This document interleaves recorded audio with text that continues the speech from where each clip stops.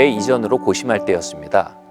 예전 교회 건물 가까운 곳에 통임대 매물이 나와 실무팀이 건물주를 만나 협의를 마쳤습니다. 다만 건물주의 개인 사정으로 계약 날짜를 일주일 뒤로 미루자고 했습니다. 그런 매물을 찾을 수 없는 걸 알기에 실무팀에게 즉석에서 계약해야 한다 강조했지만 실무팀은 괜찮을 거라 말했습니다. 아니나 다를까 건물주는 2, 3일이 지나 다른 사람과 덥석 계약을 해버렸습니다. 며칠 동안 저는 너무 우울했습니다. 처음 며칠은 실무팀이 정말 원망스러웠습니다. 두 번째 며칠은 충분히 기도를 하지 않아 마귀가 틈을 탔구나 하고 후회가 되었습니다. 세 번째 며칠은 건물주의 변심, 그 신실치 않음이 너무나 싫었습니다. 그런데 점차 저의 기도는 이렇게 바뀌었습니다. 하나님, 이 일이 실무팀의 연약 때문입니까? 마귀의 회방 때문입니까? 건물주의 죄성 때문입니까? 아니면 당신의 지혜와 전능하심이 만들어가고 있는 과정입니까?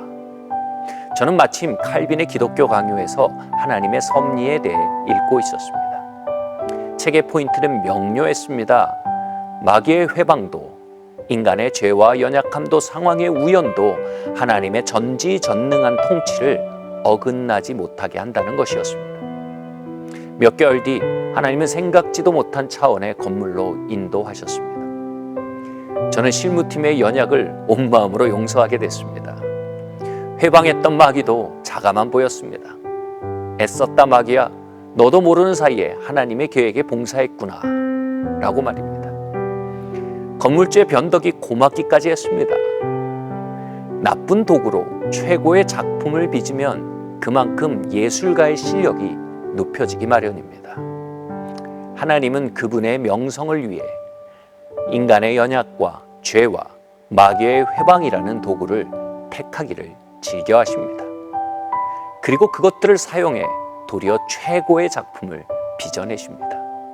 그렇게 하나님은 당신의 선하심과 전능하심을 뽐내십니다. 알티 킨들 박사의 책 중 하나님의 섭리의 교리에 대한 책 제목이 끝날 때까지 끝난 게 아니다 입니다. 섭리는 과정 중에는 보이질 않습니다. 끝까지 가봐야 보이는 겁니다. 과정이 무엇입니까? 인간의 죄와 연약이 망가뜨릴 때가 바로 과정입니다.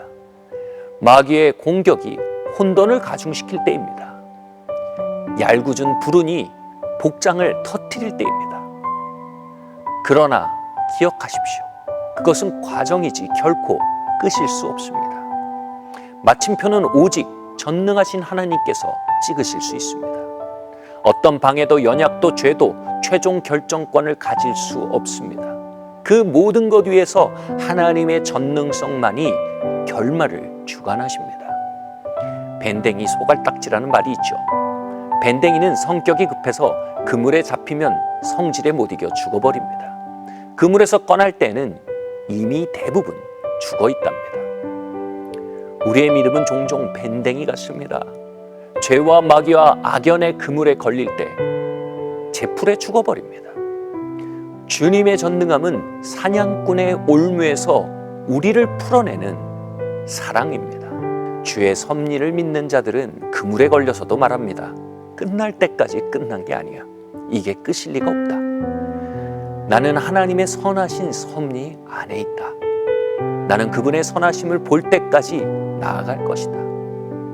섭리에 대한 믿음은 체념 섞인 운명론이 아닙니다. 구덩이에서도 그분의 선하심을 향해 몸을 다시 일으키는 신뢰요 용기입니다.